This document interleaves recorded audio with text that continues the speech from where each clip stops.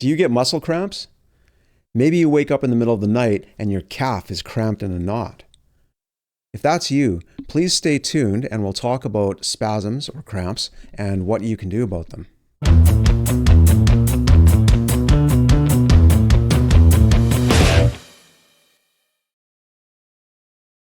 Welcome everyone, my name is Gary Carlson. I'm a health researcher working full-time in physical therapy. Muscle cramps. They can result from several things, including dehydration, electrolyte imbalances, prolonged muscle activity, or even muscle weakness. In a normal state, muscles contract and relax in a controlled manner through signals from the nervous system. These signals are transmitted from the brain and spinal cord via motor neurons to the muscles, instructing them to contract or relax. A muscle cramp, or spasm, occurs when there's an excessive sustained contraction that fails to release properly. This prolonged contraction causes the muscle fibers to become tight and unable to return to a relaxed state. One common cause of cramps is an imbalance between excitatory and inhibitory signals in the muscle. This imbalance may stem from physical overexertion, a lack of essential nutrients like magnesium or potassium, or conditions like nerve compression. When the nervous system fails to properly regulate muscle contractions, the muscle may stay contracted, leading to painful cramps. A neurological process called reciprocal inhibition regulates the coordination between opposing muscle groups. Muscles generally work in pairs. One contracts while the other relaxes.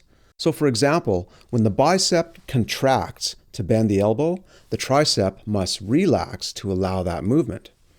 Reciprocal inhibition ensures that the muscle opposing the action, known as the antagonist, remains relaxed while the agonist muscle contracts.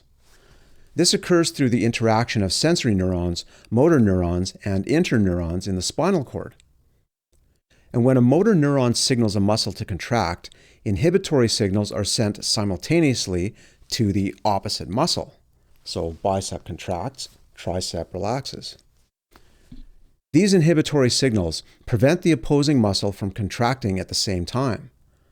And this process allows for a smooth, coordinated movement without conflicting muscle actions. So when reciprocal inhibition is functioning properly, it prevents opposing muscles from being activated simultaneously, reducing the risk of muscle cramps. But when this process is disrupted or imbalanced, it can lead to involuntary muscle contractions. These are spasms or cramps. Muscle cramps can be partly attributed to a failure in reciprocal inhibition.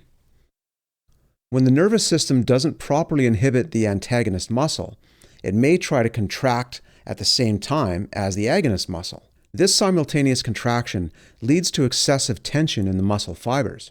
As a result, the muscle may become overexcited and unable to relax, causing a cramp.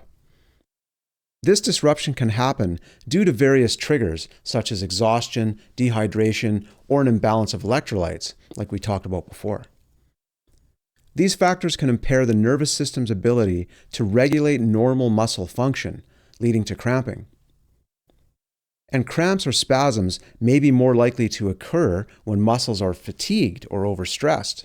These conditions reduce the effectiveness of reciprocal inhibition. So when muscles are tired, they're less responsive to inhibitory signals, making it harder to coordinate smooth contractions and relaxations.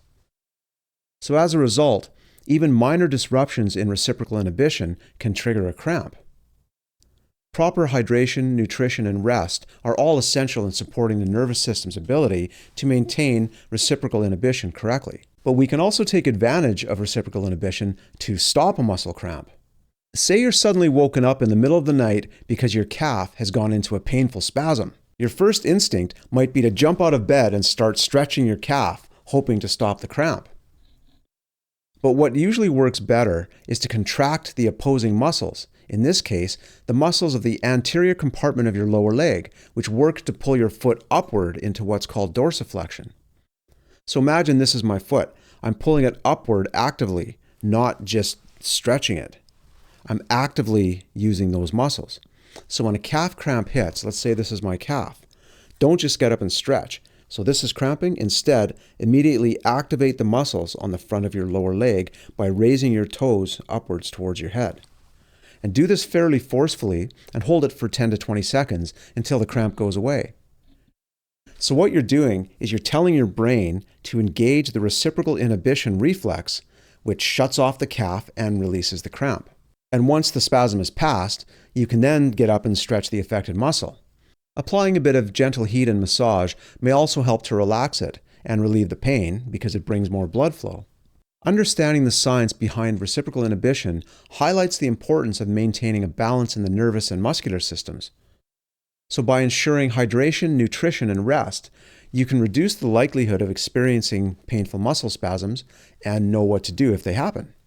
Reinforcing reciprocal inhibition through strengthening exercises and proper stretching can also help improve muscle function and prevent cramping.